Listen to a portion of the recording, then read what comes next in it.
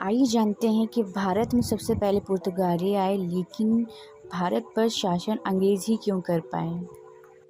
1498 में Vasco D gamma का जहाज कालीकट के बंदरगाह पर पहुंचा, जिससे भारत और यूरोप के बीच समुद्री व्यापार के एक नए युग की शुरुआत हुई। पुर्तगालियों ने मसालों के व्यापार पर एकाधिकार स्थापित करने के लिए गोवा, दीव और दमन जैसे क्षेत्रों में किले बनाए। पुर्तगाली नीतियों ने स्थानीय लोगों के बीच असंतोष पैदा किया, जिससे भारत में उनका प्रभाव सीमित हो गया।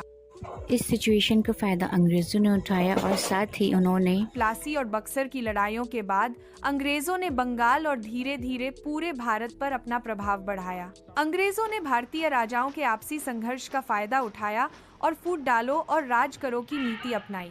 इस नीति के तहत अंग्रेजों ने हिंदू, मुस्लिम, जाति और भाषा के आधार पर फूट डाली, जिससे भारतीय ताकतें आपस में उलझी रहीं। अंग्रेजों ने भारत में अंग्रेजी शिक्षा को बढ़ावा दिया, जिससे उनके लिए काम करने वाला एक नया वर्ग तैयार हुआ। उन्होंने रेलवे, डाक व्यवस्था और टेलीग्राम जैसी चीजें शुरू की, जिससे पूरे भारत में उनका प्रशासनिक नियंत्रण मजबूत हुआ। उनका असली मकसद भारत को एक बाजार बनाना था, जहां वे अपने देश की बनी हुई चीजें बेच सकें और भारत के कच्चे माल को सस्ता खरीदकर इंग्लैंड ले जा सकें।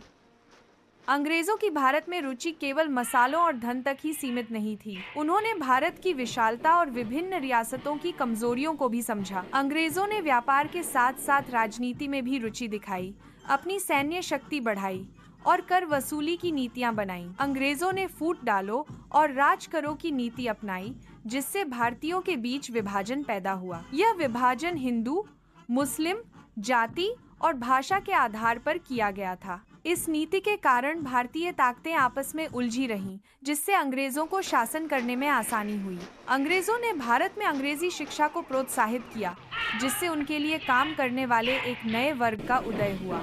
रेलवे, डाक और टेलीग्राम जैसी प्रणालियों की शुरुआत से अंग्रेजों का प्रशासनिक नियंत्रण और मजबूत हुआ। अंग्रेजों का मुख्य उद्देश्य भारत को अपने उत्पादों के लिए एक बाजार बनाना और कच्चे माल को सस्ता खरीदना था।